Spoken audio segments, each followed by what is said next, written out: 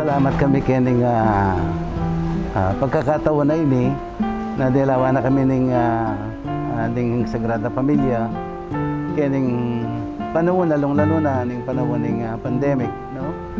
Kasi po talaga nakagulo isip karen kay kami pong parokyano. Maging insecure la ang po pang ating takot, ating may mira takot. It is a wake-up call para ibayo tamoy kapanaligan at kasalpantayanan king Ginoo. Sa giwan tamoy iti at patibayan, uling iti ang tune munye kalutasan, lalong-lalo na king problema na niting pandemic. Uling yang bubukod ng Diyos